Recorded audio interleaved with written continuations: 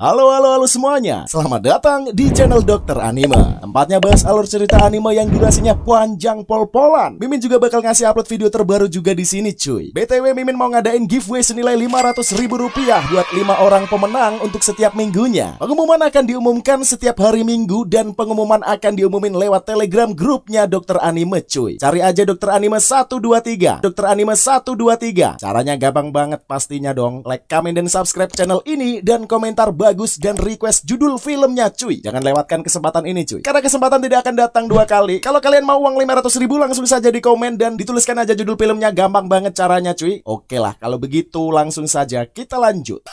Kali ini Mimin mau bahas anime berjudul Lock Horizon.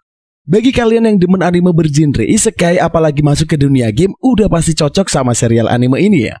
Menceritakan mas-mas gamer bernama Shiro yang mendadak kejebak di dunia game Elder's Tale dan gak bisa kembali.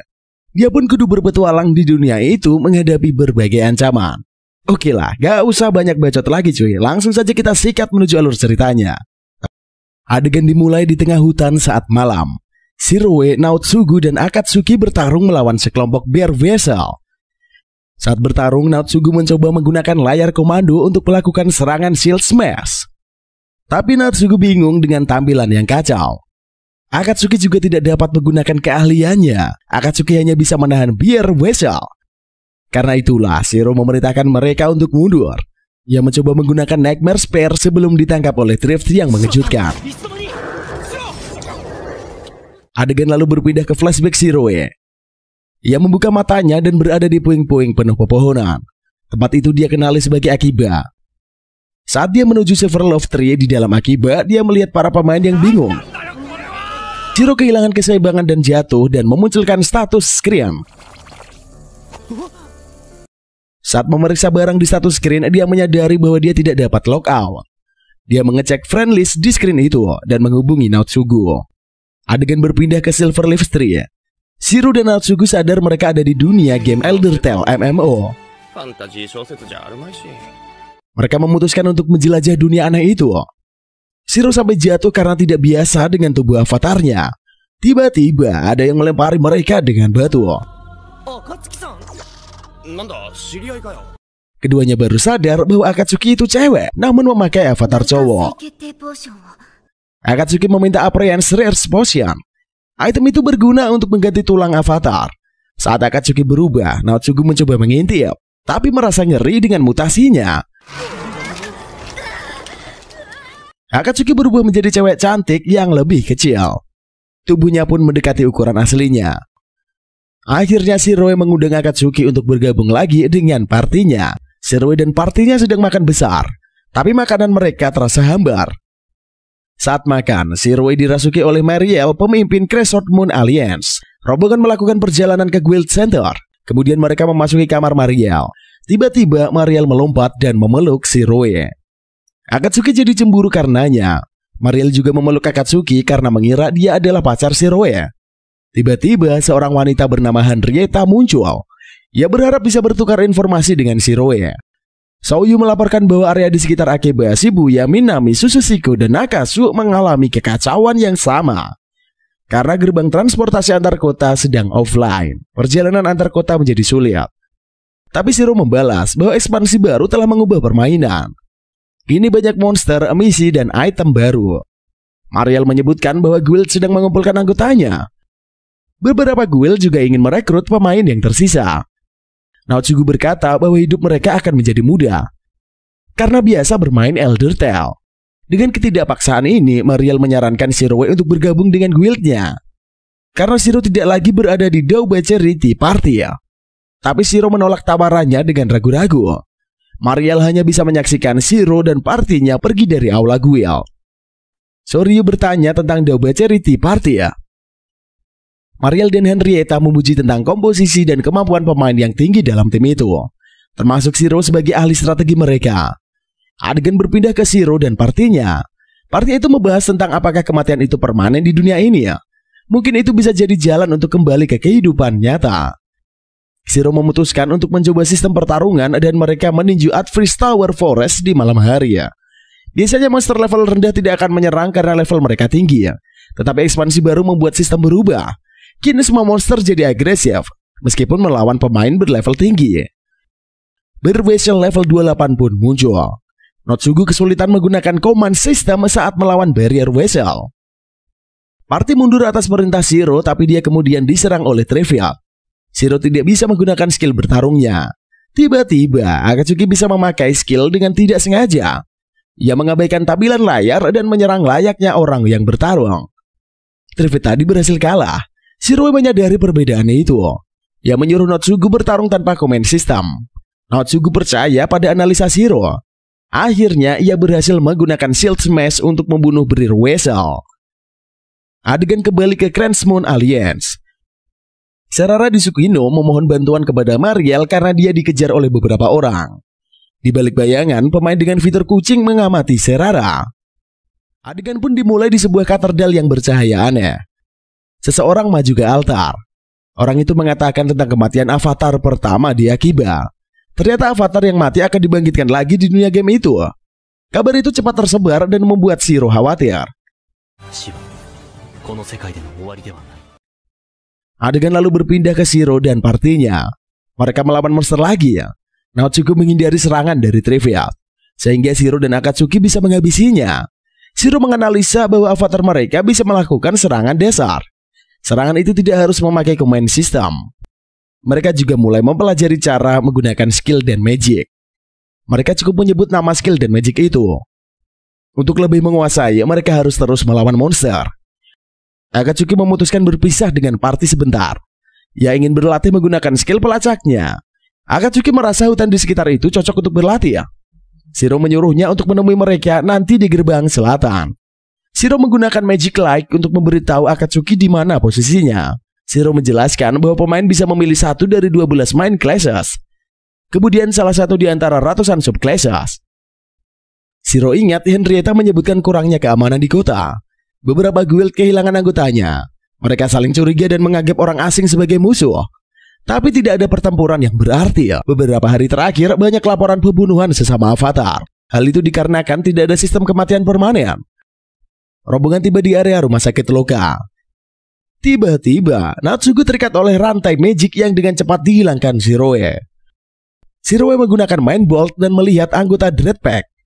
Guild itu dikenal sebagai player killer atau picker. Mereka sempat bernegosiasi agar Shiroe menyerahkan itemnya. Namun akhirnya mereka pun bertarung.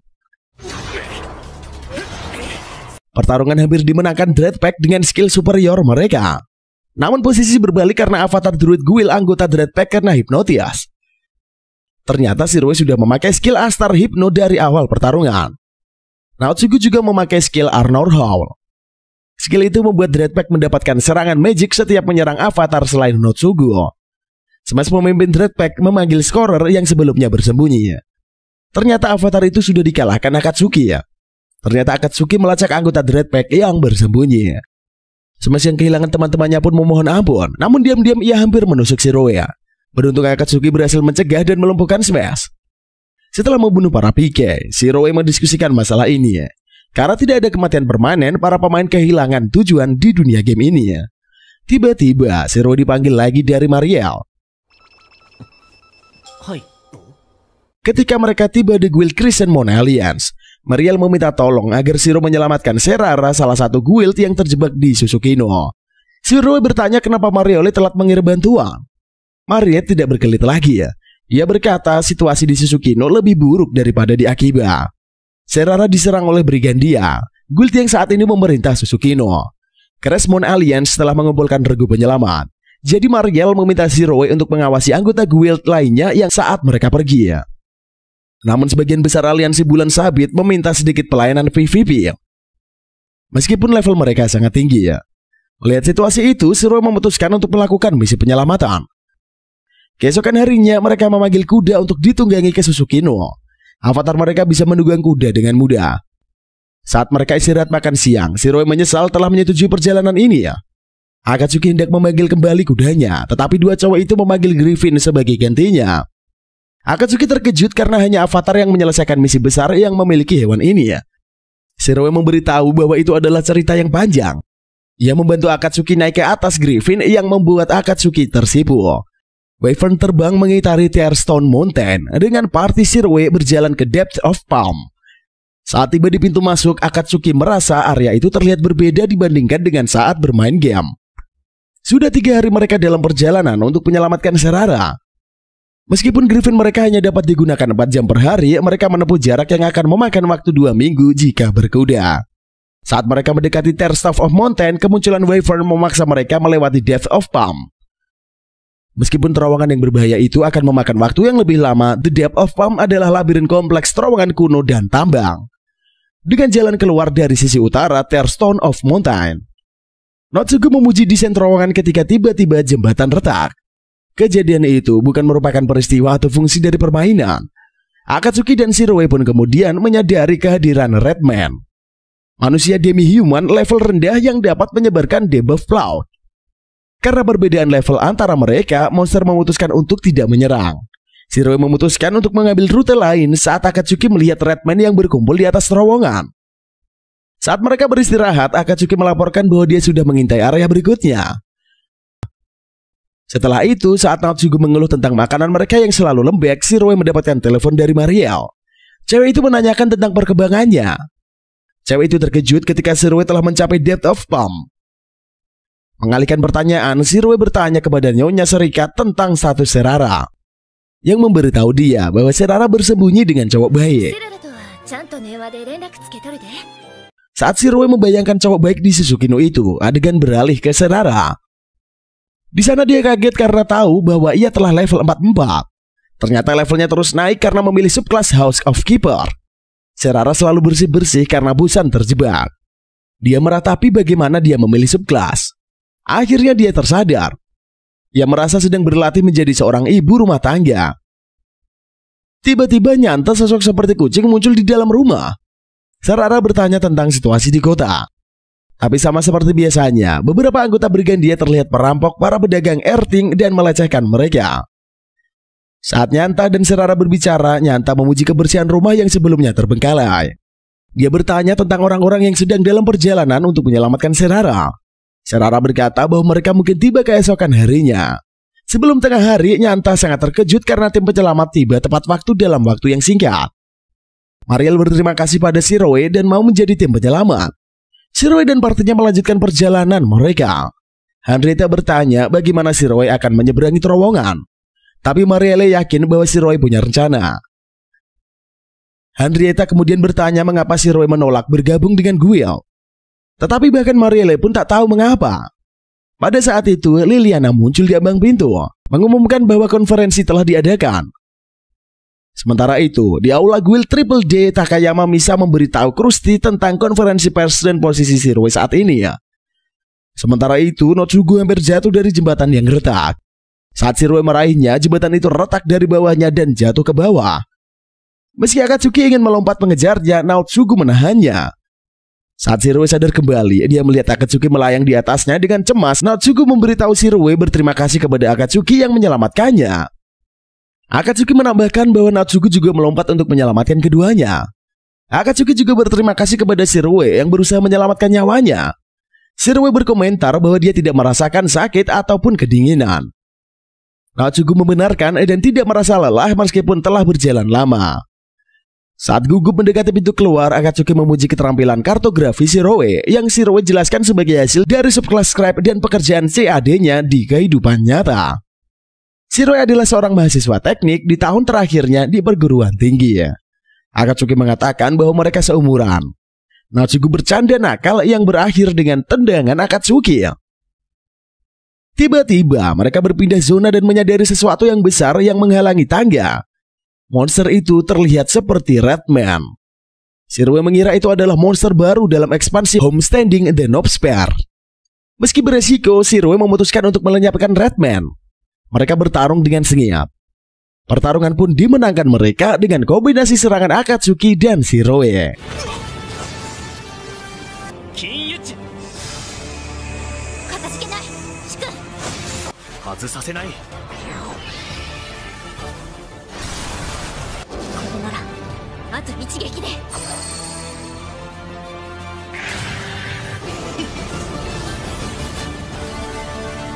Mereka mencapai sisi lain pegunungan.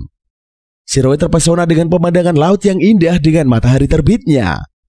Shiroe ingat waktu di debut charity party ya.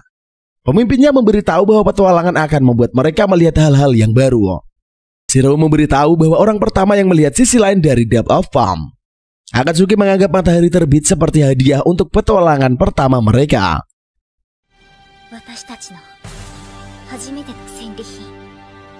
Adegan lalu berpindah ke Susukino. Demikas, pemimpin Brigandía, marah karena Serara dan Nyanta masih lolos darinya. Dia memerintahkan anak buahnya untuk terus mencari mereka. Notsugu mengingatkan bahwa Brigandía memerintah Susukino. Akatsuki kembali ingat bahwa Brigandía memiliki reputasi buruk bahkan sebelum malapetaka. Akatsuki bertanya kepada Shiro mengapa mereka harus bertemu dengan Serara di kota. Shiro menjawab bahwa mungkin berbahaya untuk bertemu di luar, karena di luar kota pertempuran diperbolehkan.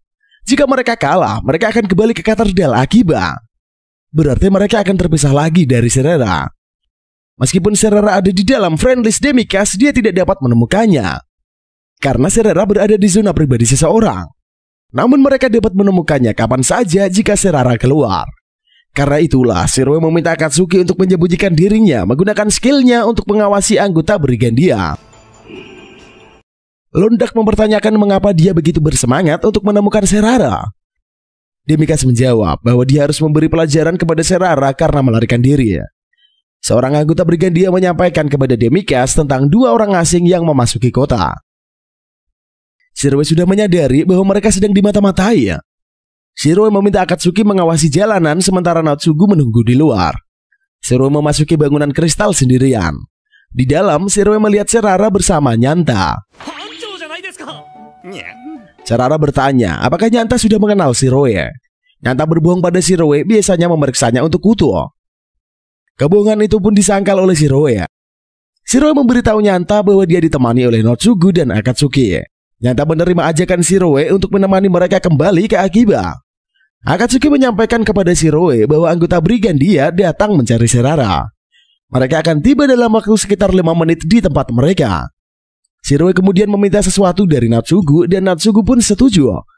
Shiroe memberitahu Nyanta bahwa mereka akan mengambil jalan keluar belakang. Salah satu dari anggota Brigandía menginformasikan bahwa Serara pergi dengan orang asing. Londak bertanya-tanya bagaimana mereka tiba. Karena gerbang transportasi tidak berfungsi.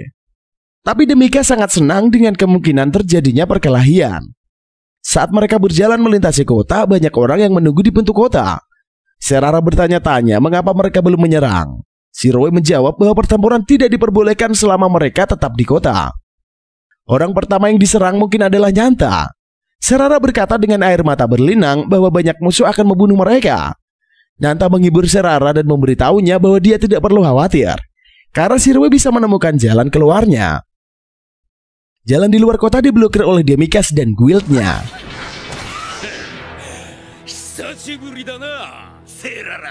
Untuk memastikan pertarungan 1 versus 1, Nyanta dan Shiroe mulai Demikas Monk dengan level 90. Mereka menganggap Londak terlihat paling kuat yang bisa berduel dengan Nyanta. Ajakan itu membuat Demikas setuju untuk berduel.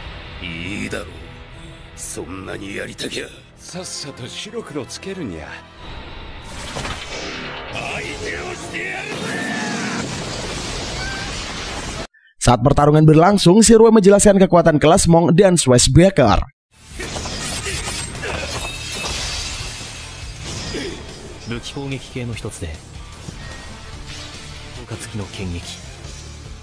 Ia meminta Serara untuk mempersiapkan penyembuhan untuk party tersebut. Demikas memerintahkan sisa guildnya untuk menyerang. Namun Notsugu mencegat mereka dengan ancur hal. Londak memerintahkan scorer untuk menyembuhkan Demikas. Sementara Shiroe memberitahu Serara untuk menyembuhkan Nyanta. Tetapi efeknya menyedihkan. Serara pesimis pada tim penyelamat. Karena Notsugu menggunakan skill Castle of Stone, tetapi Shiroe menggunakan Third Blind Horse Tag pada Demikas.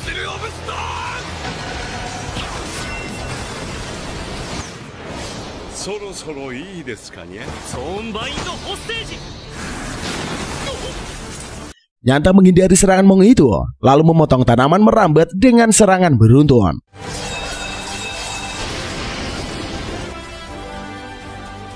Ia membuat Demikas kalah dengan 1 HP ya. Bingung dengan serangan yang tiba-tiba ini, Lordak menyiapkan mantra dan memerintahkan pada Sorcerer untuk memulihkan penyembuhan. Tetapi dia dan seluruh penyihir dibunuh oleh Akatsuki ya. Dengan hanya tersisa 1 HP, Demikas mencoba menyerang Shiroe. Tapi Shirera yang tanaman merambat sumber kekuatan Demikas. Ia mengirim Demikas ke katedral. Setelah memenangkan duel tersebut, Shiroe, Natsugu, dan Nyanta memanggil Griffin untuk memulai perjalanan pulang. Setelah berhasil kabur dari Susukino, Shiroe dan gengnya memutuskan buat istirahat dan mendirikan tenda. Setelah itu Nyanta, Shiroe, dan Natsugu menceritakan masa lalu mereka sebagai bagian dari kelompok petualang legendaris yaitu di Baucherry Tea Party ya. Ternyata mereka semua sangatlah hebat dan kuat.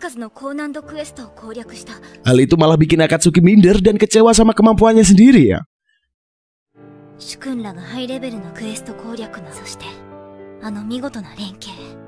Setelah istirahat, mereka pun melanjutkan perjalanan. Di perjalanan kembali ke Akihabara, Shiroe mengenang waktu yang dihabiskannya untuk membimbing 2 pemula yaitu Tohya dan Minori. Shiroe ingat pernah melihat mereka bergabung dengan guild Akihabara. Keesokan harinya, badai super ganas menerjang.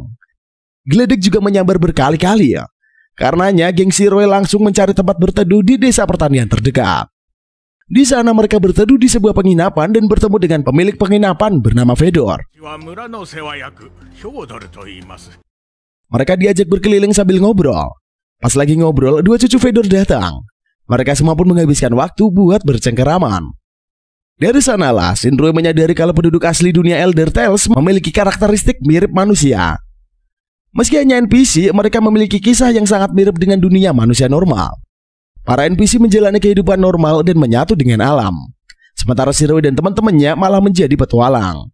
Dia juga merasa bahwa di dunia itu justru dia dan teman-temannya lah yang justru nggak kayak manusia. Di tempat lain, Tohya dan Minori bersama para pemula lainnya malah sengsara. Mereka dimanfaatkan guild yang membujuk mereka untuk bergabung. Setelah melakukan perjalanan yang panjang dan melelahkan, mereka sampai juga di Akihabara. Di sana Tohya sempat melihat Shiroe dan gengnya. Dia sangat happy melihat Shiroe namun gak berani menemuinya. Tohya pun dipanggil sama anggota guild dan diminta cepetan jalan. Sementara itu Shinroi menoleh ke arah kepergian Tohya namun tak menyadari apapun. Aliansi Bulan Sabit mengadakan pesta untuk merayakan kembalinya Serera. Setelahnya Meryl menjelaskan mengenai kegelisahan yang dialami para warga selama Shiroi tidak ada. Kesenjangan sosial muncul antara guild yang kuat dan yang lemah. Meryl juga menjelaskan bahwa sejak batas level pemain dinaikkan menjadi 100 setelah pembaruan Novet Spare Pioneers, banyak anggota guild yang nekat naik level dengan cara curang. Mereka menggunakan item yang diperoleh dari Guild Hamelin, yaitu sebuah ramuan EXP ya. Guild Hamelin sendiri telah merekrut pemain level rendah untuk memaksa para pemain membeli ramuan EXP yang mereka buat. Mengetahui fakta tersebut, Shinroi kemudian merenungkan semua batasan yang dibuatnya sendiri ya. Saat itulah Nyanta datang dan mengajaknya mengobrol. Shinroi membenci sistem yang ada di Akihabara sekarang, padahal dia turut andil di dalam menciptakannya. Nyanta pun berkata bahwa jika Shinroi terlalu memusingkan dirinya sendiri, membenci keadaan terkait sistem di Akihabara sama saja membenci kehidupan itu sendiri. Nyanta berkata bahwa teman-teman mereka bisa hidup dengan bahagia di tengah-tengah sistem tersebut, dan mereka juga selalu bersama dengan Shinroi. Pas Shinroi bertanya harus gimana, Nyanta meyakinkan bahwa Shinroi pasti bakal nemuin jawabannya sendiri. Setelah itu Shinroi melakukan panggilan diam-diam ke Minori. Dia tahu Minori tak bisa berkata banyak karena mungkin diawasi ya. Karenanya Shinroi hanya memberikan pertanyaan-pertanyaan singkat, jawabannya bisa dijawab dengan kode. Melalui panggilan itulah Shinroi mempelajari seperti apa situasi yang terjadi. Setelah tahu bagaimana kondisi Minori dan Tohya, Shinroi berjanji untuk menyelamatkan mereka.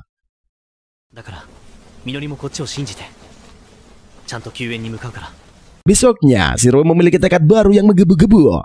Dia meminta aliansi Bulan Sabit untuk membantu mengakhiri kekuasaan Hamelin dan memulihkan Akihabara kembali seperti tujuan awalnya.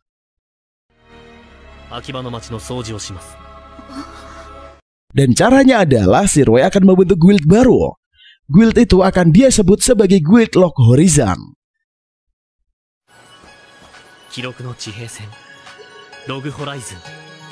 Natsugu, Soryu, dan Hien mulai berburu monster untuk ngumpulin duit dan bahan yang diperlukan. Sementara itu anggota aliansi Bulan Sabit lainnya dibantu Nyanta mulai mempersiapkan rencana Shiroe. Pada saat yang sama, Henrietta dan Shiroe menugaskan Mariel untuk mengatur jumlah anggaran yang sangat tinggi ya. Mereka butuh duit banyak sekitar 5 juta emas. Untungnya Elder Tales gak punya aturan ketat tentang cara apa saja yang boleh dilakukan demi cari duit. Karena itulah mereka berpikir sekreatif mungkin.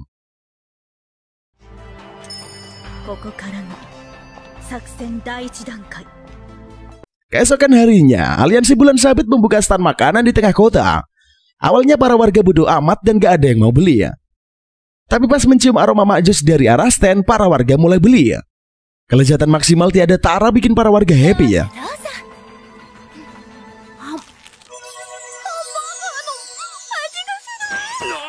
Stand memakan yang fokus utamanya jualan burger itu langsung menjadi bahan perbincangan. Sehingga semua warga di kota pun pengen nyobain. Stand makanan yang awalnya sepi kini jadi super ramai dan antriannya sampai panjang banget gak karuan. Akibatnya dari jualan burger mereka berhasil mendapatkan keuntungan yang lebih dari 40.000 emas. Cuma keterbatasan mereka adalah dengan jumlah total warga yang tinggal di kota itu. Mereka nggak bisa menjual lebih banyak dibandingkan jumlah warga kota. Shiroe kemudian menyerahkan tahap selanjutnya dari rencana itu kepada Henrietta. Kemudian Shinroe memberitahu Minori tentang kemajuan rencana mereka. Dia pun meminta Minori untuk menunggu sedikit lebih lama lagi. Malamnya, Shinroe dan Nyanta meminta bantuan kepada mantan anggota debut Charity Party dan ketua Brigade of the Wisdwine Guild yaitu Sojiro Teta. Gak disangka-sangka ternyata permintaan bantuan itu diterima dengan senang hati ya. Keesokan harinya Shiroe memulai tahap kedua dari rencananya. Mariel dan Henrietta bertemu dengan Karasin yang merupakan Master Guild Shopping Street 8.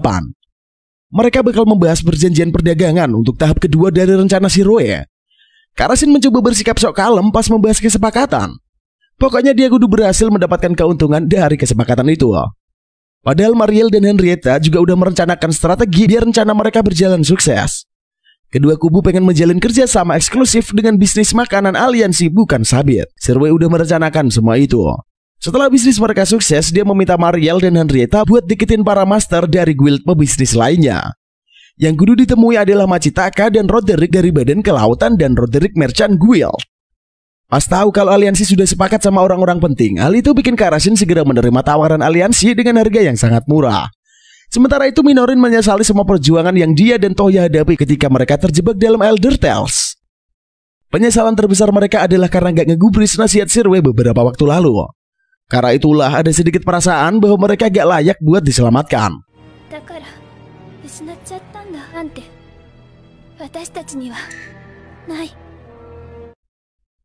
Kembali ke pertemuan, Shiroe meminta Henrietta memberi pancingan kepada ketiga guildmaster untuk menginvestasikan jumlah emas yang tersisa.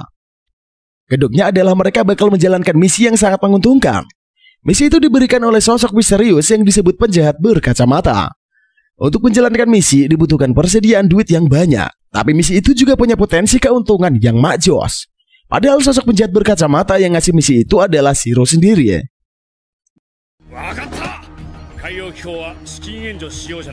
Di sisi lain, Toya juga kayak Minori ya. Dia merasa bahwa dirinya gak layak mendapatkan penyelamatan dari Shiroe. Sementara itu, aliansi Bulan Sabit dan Lock Horizon sudah mengeluarkan undangan ke guild terbesar Akihabara untuk mengadakan pertemuan.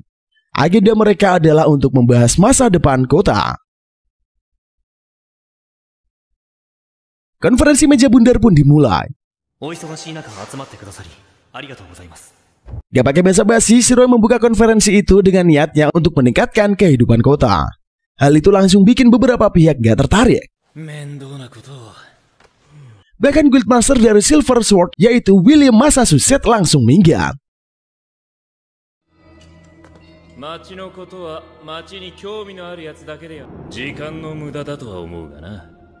Dia agak minder, kemudian melanjutkan penjelasannya tentang formasi konferensi ya. Di tempat lain ternyata para tawanan Hamelin sudah bersiap untuk melarikan diri ya.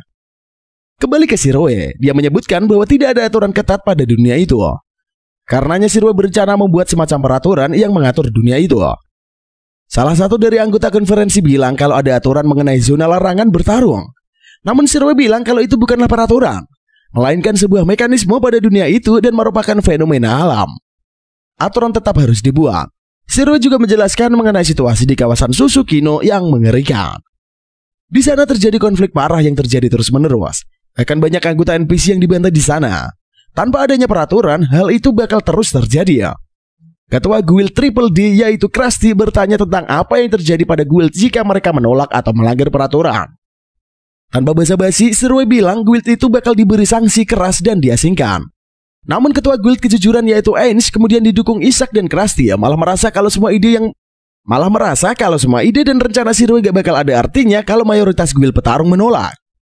Meski diancam diasingkan, tetapi guild petarung besar pasti gak akan menerimanya dan menimbulkan perang. Mereka pun merasa kalau konferensi itu gak akan berjalan sesuai keinginan Shiroi. Saat itulah Shiroi bangkit dan berpose sok misterius. Dia mengungkapkan kalau seluruh gedung persekutuan tempat mereka berada udah dibeli sama Shiroi. Menggunakan 5 juta emas yang dikumpulkan, Shiroi memiliki kesempatan penuh atas gedung perserikatan. Dia balas memarah semua guild dan mengingatkan bahwa dia memiliki kendali mutlak atas semua urusan mereka. Sementara itu saat para tawanan berhasil melarikan diri dari aula Hamelin, apesnya Minori dan Toya ditangkap Shredder. Untungnya Akatsuki nongol dan menyelamatkan mereka berdua. Kembali ke pertemuan, semua anggota diam gak bisa ngomong apa-apa pas Shiroi menjelaskan gagasan-gagasannya. Isaac pun sebel sama Shiroi yang dari tadi ngoceh mulu kayak Pak Ustadz. Dia pun meminta Shiroi menjelaskan sebenarnya apa tujuan dari Lock Horizon. Di saat yang bersamaan, Shiroi mendapatkan kabar kalau misi pelarian sudah sukses. Dia pun tersenyum sambil membenarkan posisi kacamatanya. Saat konferensi berlanjut, Mariel mengungkapkan rahasia di balik enaknya makanan buatan bisnis mereka. Caranya adalah dengan memasaknya kayak di dunia nyata dan hanya bisa dilakukan sama pemain yang dulunya adalah koki. Shiroi melanjutkan hal yang itu juga berlaku buat banyak hal. Mereka bisa menciptakan teknologi di dunia itu. Bagi mereka yang dulunya adalah pengrajin atau ahli mekanik di dunia nyata, mereka bisa membuatnya di dunia itu. Bahkan Shiroi juga udah berhasil membuat mesin uap sederhana. Sehingga jika dikembangkan pasti bakal membawa banyak keuntungan. Setelah teknologi dibangun, mereka bisa menjualnya dan mendapatkan keuntungan. Perputaran ekonomi pun bakal tercipta di dunia itu. Shiroi kemudian mengusulkan pembentukan undang-undang yang akan melarang pembunuhan, penculikan, dan pemenjaraan pemain. Undang-undang itu juga memberi mereka kebebasan untuk bergabung dan meninggalkan guild sesuai keinginan. Akhirnya setelah diberi penjelasan tentang semua itu, para master guild dengan suara bulat memutuskan menyetujui semua itu.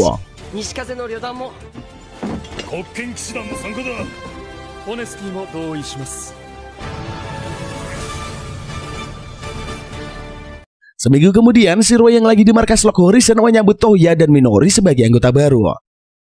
Pada saat yang sama, mata-mata mulai menyusup ke Akihabara dan melapor kembali ke Sergeant kawan dari League of Freedom Cities of Estal. Naotsugu dan Akatsuki mengajak Toya dan Minori buat latihan. Dua bocil itu diminta gelut melawan monster-monster kecil untuk meningkatkan kemampuan. Di sisi lain, utusan Sergeant tiba di Akihabara. Mereka mengundang Dewan Meja Bundar untuk sebuah pertemuan dan pesta di kediaman Sergeant. Shiroi dan gengnya tahu kalau Sergeant adalah pemimpin pribumi yang berkuasa di sebuah wilayah. Karena Shiroi merasa dia dan rekan-rekannya kudu mempelajari lebih banyak tentang pribumi. Beberapa waktu kemudian, Shiroi ngasih tahu Krusty kalau mereka kudu mempelajari lebih lanjut mengenai para pribumi di dunia itu. Bulan depannya, mereka berangkat bersama Machitaka, Henrietta, Akatsuki, dan Misa Takayama untuk melakukan penelitian musim panas di kawasan pantai. Di sana Mariel dan Minori juga berinteraksi dengan lebih banyak pribumi yang sesuai saran Shiroi. Di tempat lain, perwakilan Dewa Meja Bundar tiba di Istana Es Abad dan bertemu dengan Sergeant selama pesta di aula berlangsung. Saat Krusty dan Sergeant memulai melakukan diskusi, Shiroi mencatat bahwa baik petualangan maupun pribumi saling waspada. Tak lama kemudian, Putri Lanesia LRT Kawan pun muncul di pesta dan membuat semua orang takjub akan kecantikannya. Bersamaan dengan itu, Natsuko memberitahu para peserta lainnya di camp musim panas bahwa mereka akan menuju ke penjara bawah tanah di hutan Langland untuk pelatihan kelompok keesokan harinya. Pesta dansa dimulai dan para pemusik mulai memainkan lagu khas Elder Tale. Sergeant menjelaskan kalau pertemuan itu bakal mengadakan banyak perundingan sekaligus pesta dansa selama 10 hari non-stop. Setelahnya dia mengundang perwakilan Meja Bundar untuk ikutan dansa biar makin membaur sama pribumi. Krusty bilang kalau Shiroi kudu dansa. Karena terpaksa Shiroi maju bareng Henrietta. Meski Shiroi bego dalam berdansa, untungnya pasangan dansanya sangat pro player. Akhirnya mereka berdua bikin kagum semua orang di sana.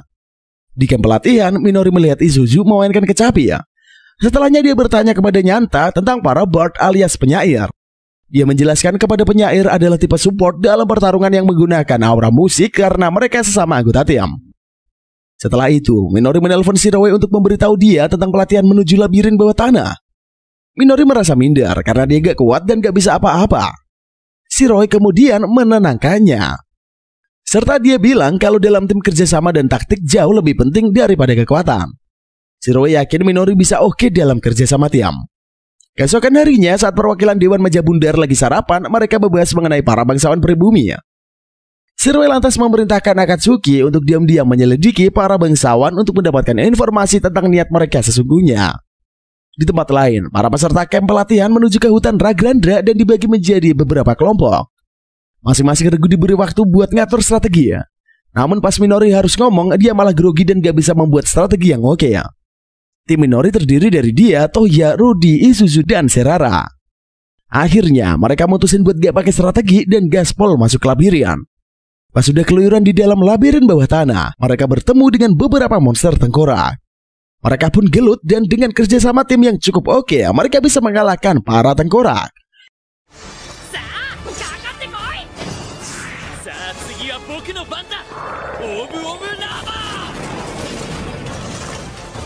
Namun gelombang serangan kedua muncul. Para monster lain fokus mengincar Rudy karena pola serangannya yang sembrono. Karena terdesak mau gak mau mereka kudu minggat sementara waktu dari sana. Kembali ke istana es abad, Krusty menemui Rainesia dan mengajak cewek itu kenalan. Perwakilan Dewa Majabundar membagi rombongan menjadi beberapa kelompok. Shiroe akan menghadiri pertemuan makan malam dengan Kaun Kirino dari suku Ba dan persekutuan akademik. Krusty akan pergi ke pesta malam para kesatria muda. Sementara Michitaka akan menghadiri perjamuan dengan Lord Darte. Henrietta bertanya kepada Krusty apakah dia bisa betah ngobrol dengan orang-orang selama pesta nanti. Krusty menjawab kalau dia udah menemukan cara ampuh untuk mengatasi masalah tersebut. Di sisi lain, Rainesia mengingat perkenalannya dengan Krusty. Krusty adalah petualang, maka Rainesia kudu menjaga jarak dan hati-hati. Tapi gak taunya Krusty bisa menjebak pikiran cewek itu. Setelahnya Krusty menawari Rainesia buat minum teh bareng. Alasannya simpel karena Krusty gak mau menghabiskan waktu menerima tawaran teh dari orang lain yang membosankan. Rainesia pun tahu kalau Krusty menggunakannya sebagai perisai biar gak diganggu bangsawan lain. Besoknya pas Rainesia keluyuran di istana, dia melihat Krusty yang lagi latihan gelut dengan para kesatria istana.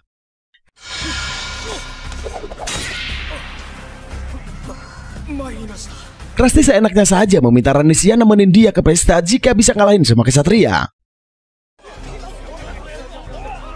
Krusty maju dan menghajar habis semua musuhnya.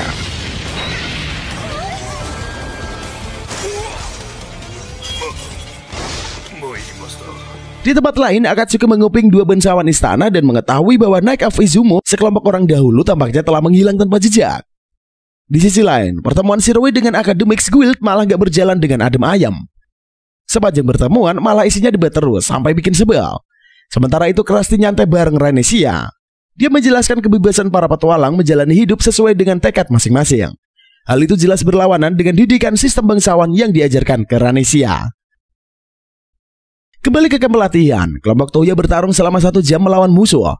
Tapi pas ada musuh kuat, mereka kembali kucar-kacir dan minggat. Sambil istirahat, Rudy malah mengeluh bahwa anggota healer mereka terlalu lemah untuk memberikan support. Dan meskipun level mereka relatif tinggi, mereka tampaknya tidak dapat mengalahkan para tengkorak. Minori pengen mengatakan sesuatu tapi gak berani dan memilih diam. Sementara itu Toya membantah Rudy dengan mengatakan kalau dia harus bertarung lebih baik. Malamnya, Lord Darte memberitahu Michitaka bahwa revolusi kuliner Akihabara telah memperkenalkan makanan baru pada pribumi. Hal itu udah berdampak pada peningkatan pertanian. Tetapi hal itu juga meningkatkan potensi bahaya selama proses impor dan ekspor. Michitaka yakin kalau arah pembicaraan adalah ingin para petualang melakukan pengawalan impor ekspor. Karenanya dia bilang itu jelas gak bisa dilakuin. Ternyata bukan itu yang Dante maksud. Malahan dia meminta diberikan teknologi pelayaran. Sementara itu, Shiroe pergi menemui Akatsuki yang lagi latihan dansa. Akatsuki pun memberikan laporan dan bilang kalau pribumi terbagi menjadi 2 kubu. Ada yang menganggap mereka sebagai ancaman dan ada juga yang menganggap sebagai sekutu profesional karena kekuatan mereka. Akatsuki juga melaporkan kasus Knight of Izumo yang hilang. Tetapi saat itu keanehan terjadi. Seluruh tempat mulai bergetar dan bunga-bunga layu. Seorang pria misterius pun muncul memperkenalkan dirinya sebagai Regan, penyihir Danau Miral.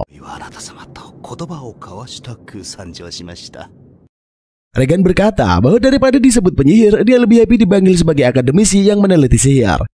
Dia mengklaim sudah mempelajari studi sihir kelas dunia. Setelahnya Regan menawarkan Shiroi dan Akatsuki sebuah informasi. Dia membahas mengenai mantra fraksi dunia dan penggunaannya yang sudah 3 kali dalam sejarah Elder Tales. Shiroi pun menduga penggunaan yang ketiga kalinya adalah ketika hari bencana terjadi. Regan menjelaskan bahwa dahulu kala ras manusia Alf dan Darf menghancurkan kerajaan Alf karena kecemburuan teknologi. Demi balas dendam, para Alves yang tersisa melebarkan mantra fraksi dunia pertama yang menghasilkan penciptaan ras setengah manusia tanpa henti. Hal itu menyebabkan umat manusia menciptakan ras hybrid kuat untuk membantu perang. Sampai akhirnya mantra fraksi dunia kembali digunakan sehingga memanggil para petualang untuk membantu mereka. Regan juga membahas kalau nama Shiroi juga muncul di sejarah dunia sekitar 90 tahun lalu. Karena usianya sudah sangat tua di dunia itu, dia disebut sebagai penyihir agung. Shiroi penasaran kenapa namanya bisa muncul 90 tahun yang lalu. Pas diingat-ingat dan menurut perbedaan waktu dunia itu dan dunia manusia, Shiroi sadar bahwa kemunculan namanya bertepatan dengan ketika dia memulai memainkan permainan Elder Tales. Sementara kemunculan para petualang saat mantra fraksi dunia digunakan kedua kali itu bertepatan dengan ketika game Elder Tales versi beta diluncurkan. Sementara itu, Minori lagi sarapan bareng geng pelatihannya.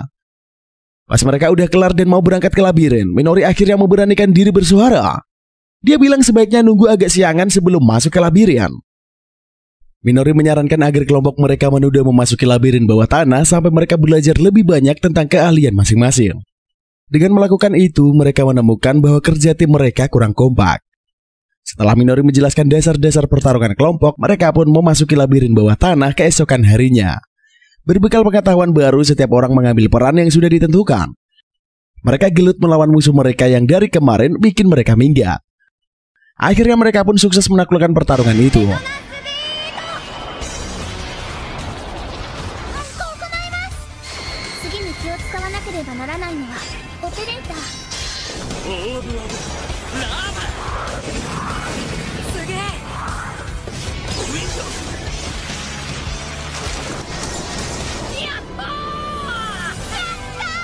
Kembali ke istana es abadi, Shiroi mulai mendokumentasikan semua informasi yang dia pelajari dari Regan. Sambil merenungkan apa yang harus dilakukan selanjutnya, dia meminta telepon dari Minori. Dia memberitahu kalau kelompok Minori udah mengalami kemajuan. Minori juga happy karena kelompoknya akhirnya sadar pentingnya kerja tim dan persahabatan. Keesokan harinya, kamp pelatihan di pantai mendadak diserang oleh sepasukan-pasukan monster.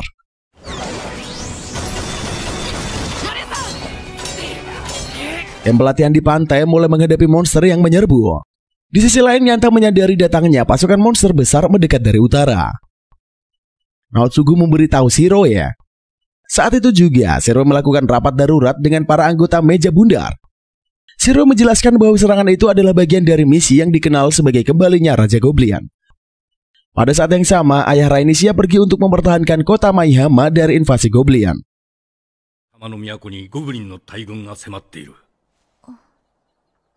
Di sisi lain, kelompok pelatihan menyaksikan pasukan penyerang Goblin berbaris menuju kota terdekat yaitu Chaosia. Sementara itu, Shiroi memanggil Sojiro dan guildnya ke istana es abadi untuk membantu pertahanan jika diserang.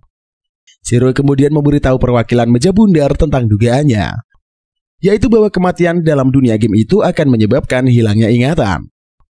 Tubuh mereka memang akan hidup lagi, namun ingatan berupa EXP atau Experience Point-nya akan berkurang.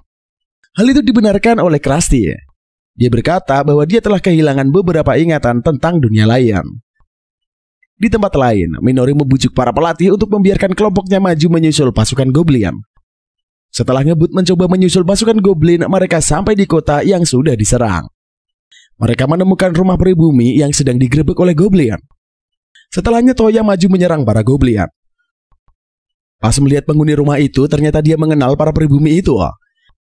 Setelahnya, Toya dan Minori berpendapat bahwa mereka seharusnya tidak menunggu para pribumi untuk meminta bantuan mereka. Nyanta dan Naotsugu muncul bareng Saoryu dan menyetujui hal tersebut. Setelahnya, karena merasa tak cukup kuat untuk mempertahankan kota, Minori memutuskan bahwa mereka akan menyerang para Goblin secara langsung. Setelah itu, Dewan Penguasa Astal dan para bangsawan mengadakan pertemuan. Beberapa menganggap bahwa invasi goblin adalah bagian dari rencana para petualang.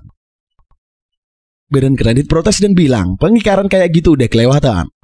Tetapi bangsawan lain bilang kalau pertemuan pribadi itu emang dilakukan agar setiap orang dapat mengungkapkan pikiran mereka. Salah satu bangsawan berkata bahwa dia tidak yakin kota Chaoxi bertahan lama. Jika Chaoxi ditaklukkan, maka kota Subaka milik bangsawan Krivia atau mungkin kota Mayama adalah target berikutnya. Michitaka semakin tidak sabar karena perwakilan-perwakilan dewan malah nggak boleh kemana-mana, mendiskusikan hal-hal yang tidak ingin mereka sebutkan kepada para petualang.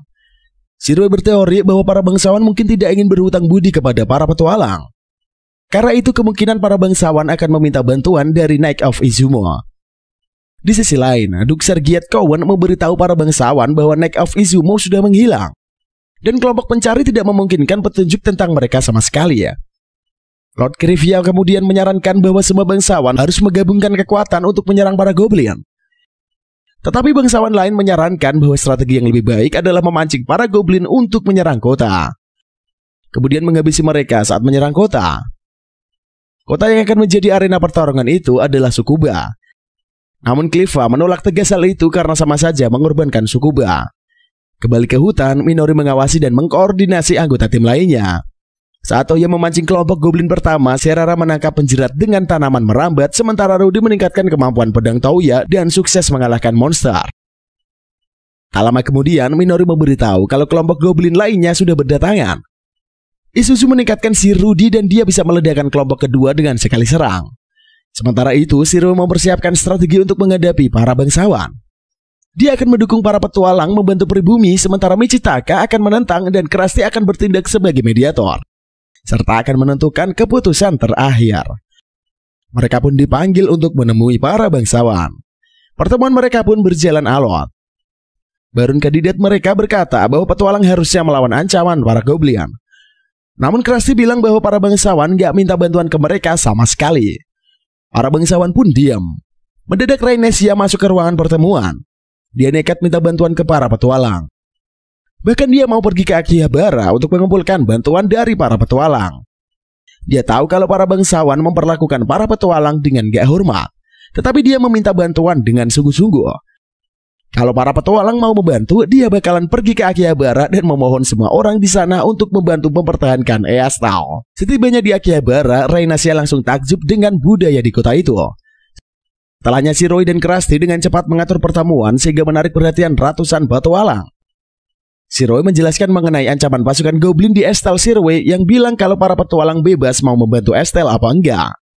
Setelah itu, Rainesia maju dan memohon dengan tulus kepada para petualang untuk membantunya mempertahankan Estel. Para petualang pun setuju membantu. Krusty kemudian membawa hampir setengah dari petualang. Bersama dengan Rainesia ke pelabuhan Narashino, sementara Shinroi menuju ke Taman Berkuda Mirdaun untuk mendirikan markas pertempuran. Saat tiba di medan perang, kelompok Krusty langsung melawan pasukan goblin di Danau Kasumi. Sementara itu di markas Midrown, Shinroi menjelaskan peran penting yang dimainkan Kuroshi dalam rencananya, yaitu menahan kemajuan goblin. Pada saat yang sama, pasukan besar monster mulai bergerak menuju Chaoxi. Sementara para peserta pelatihan membujuk Mariel untuk membiarkan mereka mempertahankan kota. Saat pertempuran Chaoxi berlanjut,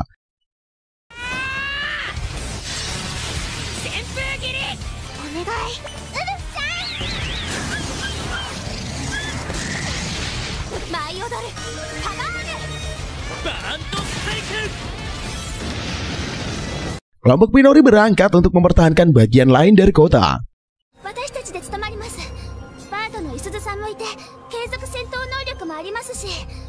Sementara itu Shinroi memberitahu Mariel tentang kedatangan bala bantuan dalam 1 jam lagi. Pertarungan semakin sengit. Korban mulai berjatuhan di mana-mana. Seiring pertarungan terus berlanjut, kelompok Minori menyadari bahwa mereka perlahan-lahan dikalahkan dengan para monster yang menjadi lawan.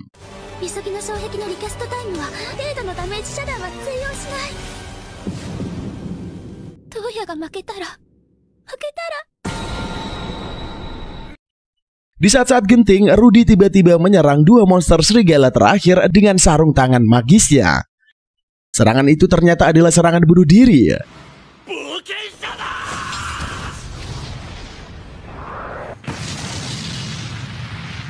Setelah Rudy tumbang, rekan-rekannya segera menggunakan segenap tenaga untuk menghidupkannya lagi ya. Namun mereka gagal. Isuzu berkata sambil menangis bahwa Rudy adalah seorang pribumi. Dan jika mereka mati, maka tak akan bisa hidup lagi ya. Akan tetapi Minori menolak menyerah. Dia pun dengan segera memanggil Shiroe untuk meminta bantuan. Shiroe segera pergi ke Chaoshi ya. Dia mengingat teori kebangkitan yang dulu pernah disinggungkan Regan. Menurut Regan, para pribumi sekalipun masih bisa dibangkitkan asalkan tubuhnya tidak hancur. Karenanya dia meminta Minori, Serara, dan Isuzu secara bergantian menggunakan skill healing kepada Rudy untuk mencegah tubuhnya hancur. Sementara itu Misa dan Rainesia memberitahu Krusty tentang status perempuannya dan mereka bersiap mencegat pasukan Jenderal Goblin Zanlev. Pada saat yang sama, Shiroe tiba di lokasi Minori dan rekan-rekannya. Lantas menggunakan kemampuan dan item kebangkitan untuk memulihkan si Rudy serta menghidupkannya kembali selama beberapa menit. Rudy terbangun dan menerima takdir kematiannya. Tetapi Shiroe dengan tajam menolak hal itu. Menggunakan teori untuk membengkokkan hukum dunia, Shiroe memberi Rudy kontrak untuk bergabung dengan Lord Horizon sebagai seorang petualang. Bersedia menggunakan kemampuannya untuk kebaikan orang lain, Rudy mendatangani kontrak. Kemudian dia mati sebagai pribumi.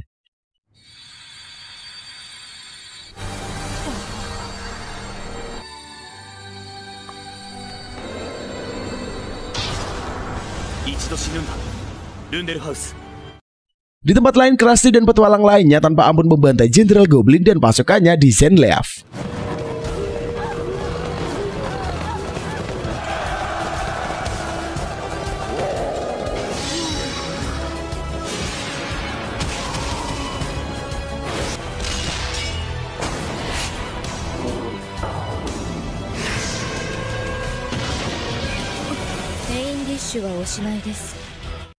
Sementara itu kelompok Mariel dan bala bantuan mengusir monster yang menyerang Chaoshi ya. Kembali ke Shiroe, dia menjelaskan definisinya tentang seseorang petualang kepada Minori ya. Rudy memang sudah mati sebagai pribumi, tetapi dia akan bangkit lagi sebagai petualang. Akhirnya Rudy terbangun di katedral dengan status barunya sebagai seorang petualang. Dia pun langsung mendapat omelan pedas dari Isuzu karena kecerobohannya. Sebulan setelah pertempuran di Zanlev, Estelle mengadakan pesta besar untuk merayakan kemenangan dan berterima kasih kepada para petualang. Pada saat yang sama, Shiroe mengetahui tentang sebuah acara yang disebutkan di Festival Iblis Gerbang Suzaku yang terjadi di sebelah barat Yamato. Saat berjalan di Istana Es Abadi, Shiroe mendengarkan suara wanita misterius yang menceritakan kepada sekelompok anak tentang bagaimana dia menyelamatkan Rudy. Beberapa waktu kemudian, Rainesia pindah ke Akihabara untuk memulai tugas sebagai duta besar. Saat semuanya kembali normal di Akihabara, Mariel mengusulkan agar mereka mengadakan festival untuk merayakan musim gugur yang dia sebut sebagai Festival Skala. Kota Akihabara menjadi jauh lebih baik dan lebih semarak saat Festival Skala diselenggarakan. Sementara itu, Shiroe melanjutkan penelitiannya. Sampai Harrieta menyarankan agar dia meluangkan waktu untuk menikmati festival bersama semua orang. Setelah itu, Minori dan Akatsuki mencoba mengundang Shiroe ke kontes makan kue barengan pasangan. Esokan harinya, Shiroe berpartisipasi dengan Akatsuki dan Minori ya. Pas acara dimulai, Akatsuki dan Minori malah bersaing satu sama lain dan diperhatikan oleh Shiroe. Karena gak kompak, mereka akhirnya kalah. Mereka pun balik ke markas Lord Horizon. Pas lagi sendirian di markas, Shiroe memutuskan untuk memanfaatkan waktunya dengan lebih baik dengan rekan-rekan guildnya. Akatsuki nongol dan ngajakin Shiroe ngobrol. Suatu ketika, Akatsuki mengungkapkan perasaannya ke Shiroe, namun Shiroe gak ngeh sama sekali ya. Gak taunya Minori dengan obrolan mereka kemudian minggat karena patah hati ya. Untungnya Toya nongol dan nemenin dia. Toya pun menenangkan Minori dan memintanya buat gak bersedih ya. Hari kedua festival Skala berlangsung. Semuanya tampak normal aja. Semua orang happy menjalankan aktivitas masing-masing. Tapi di salah satu sudut kota, para penduduk mulai berantem dengan pedagang pribumi. Di tempat lain, Nyanta mendorong pribumi yang mengacau agar keluar dari restoran. Dia pun segera melaporkan masalah tersebut ke Shiroe. Sementara itu, guild Kesatria Pedang yang hitam yaitu Triple D yang bertugas menjaga ketertiban selama festival juga ngurusin banyak banget pertikaian yang berhubungan dengan sesama pribumi. Shiroe pun menyadari keanehan perilaku orang-orang di festival. Setelahnya Shiroe menduga bahwa kota mungkin sedang diserang dan bergegas ke Gunung Guild sambil sebel dengan kecerobohannya sendiri ya. Sementara itu sebuah kapal yang dipimpin oleh Lord Melfest tengah berlayar di lautan. dan bersiap untuk melakukan penyerangan terhadap Akihabara. Shiroi menjelaskan bahwa pribumi yang dipimpin oleh Lord Malphas bertanggung jawab atas serangan ke kota. Tujuannya pasti menghancurkan reputasi dan perjanjian meja bundar dengan Estal. Setelah itu Shiroi mencoba menganalisis pola serangan yang dilakukan pribuminya. Namun dia kesulitan karena serangan tersebut sangatlah acak. Sementara itu, Lord Malphas mendatangi sebuah pesta di sebuah gunung.